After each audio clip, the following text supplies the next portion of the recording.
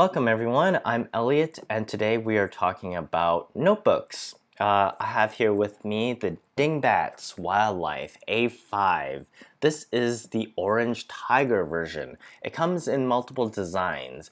For example, the red one is a kangaroo, the purple one is a hippopotamus, and the blue one's a dolphin. I chose the tiger because it is a ferocious animal and I hope to bring my own ferocity to my writing. And it's also orange, which I thought was a really nice color to have for a notebook. So that's the one I chose. So let's get into this. Just first impressions here. So the cover is 100% recyclable. It's made out of a vegan, biodegradable faux leather. So that's good to know. So if you're like, this is garbage, it's not actually garbage. You can recycle this. It is a thread-bound notebook with 192 micro perforated pages. So if you look here at the edge, you might not be able to see it, but there's a thin seam, a perforation, very small. Like it still holds pretty well, but if I really wanted to, I could just easily tear one of the pages out, one of these dotted pages.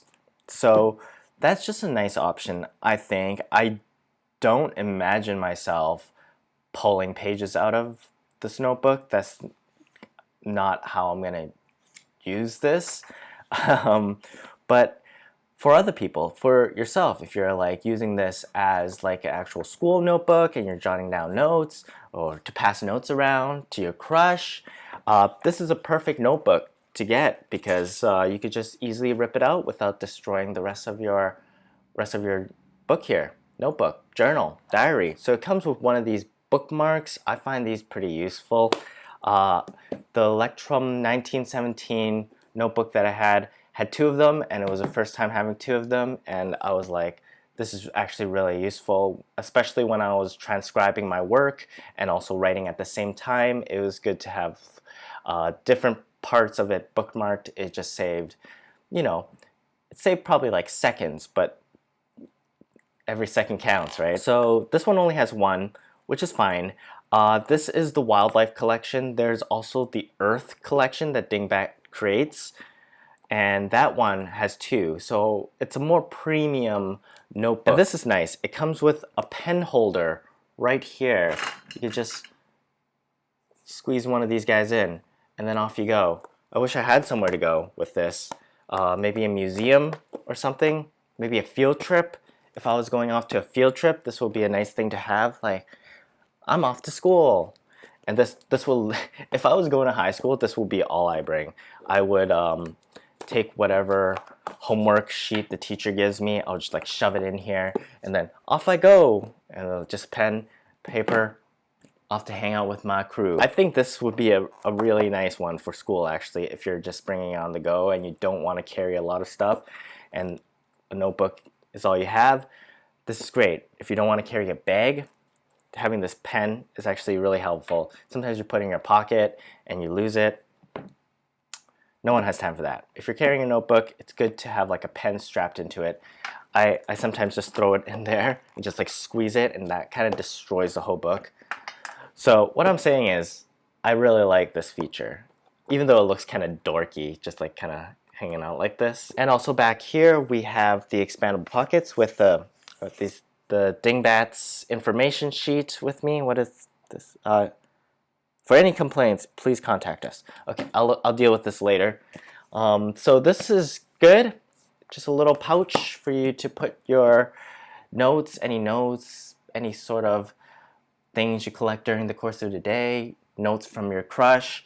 It's just a nice little expandable pocket for you to put it in. Folds very nice, very clean, almost nicer than the Electrum 1917 to be honest, which kind of left a lot of the sort of edge terrace steps happening, and sometimes I end up kind of falling off my page and onto the next page. I guess that is where the wideness comes in handy, so you're able to finish your thought on one sentence. Another thing that would have been a nice to have is that this book doesn't have any page numbers, which the Electrum 1917 one that I was previously using did.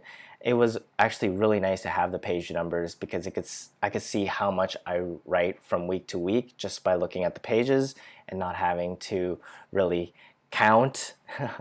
And it was good to see the progress as I move from the beginning of the book to the end. So now it is a good time to talk about the price. I got this for $26.95 Canadian on Amazon.ca.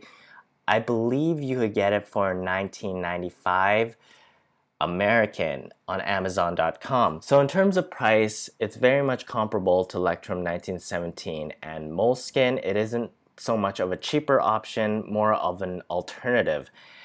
It's also worth mentioning that if you are buying this from the UK, Dingbats is donating 2% of their revenue to the World Wildlife Foundation, WWF. 2% goes to them. Dingbat comes with a bit of history. It's produced by one of the oldest paper companies in Lebanon.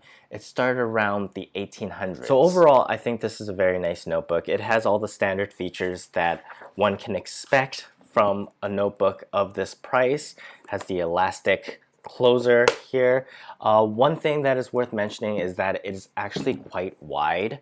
It is wider than this Lectrum one I had here, which I already found was a little bit too wide. It's actually wider and taller. It's just a bigger book in general, which might take a bit of getting used to. It might be a little more clumsy in your hand as you try to move it around. It doesn't feel as nice. I'm not a big fan of this leather cover, the scaly texture. I'm not super in on it. I'd rather have it be like a nice, smooth, softer kind of. I guess this helps with the grip when you're gripping it. It's very nicely designed, to be honest, so I appreciate the details of that. And the paper is 100 GSM cream colored, and GSM just means gram per square meter.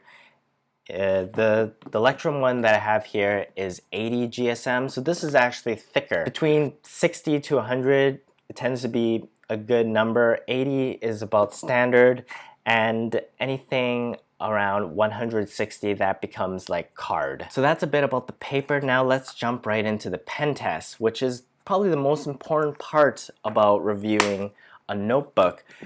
So I tested it with 4 different types of pens. I tested it with the Bic ballpoint pen. I tested it with the Papermate felt tip pen. I tested it with the Papermate erasable gel pen. And I tested it with the Pentel Energel metal ballpoint pen. This pen is my favorite, by the way, because I've been using fountain pens for a while, and it just gets everywhere. It becomes a total mess. This one, I feel it writes about as smooth as a fountain pen. So I highly recommend it if you're looking for a good pen to go with a notebook. So overall, the paper took the ink really well. For most of them, it looks pretty nice, to be honest, regardless of the different pens used. And the thing that impressed me the most is that there's hardly any ghosting, at least not how I'm writing. And I think that is just the testament to the nicer paper, the thicker paper.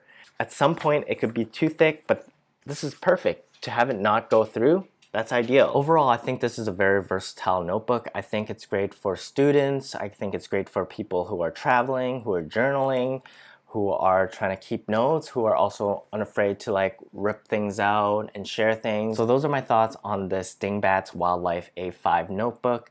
Honestly, I didn't know what to expect when I ordered it. It's actually a really nice surprise, almost relief that it is this high quality of a notebook. Thank you for watching. Please feel free to share your thoughts on this notebook or any others. I'm always looking for recommendations, and if you're interested in videos about writing and the creative process, check out these ones right here. I'm Elliot. I'll talk to you real soon.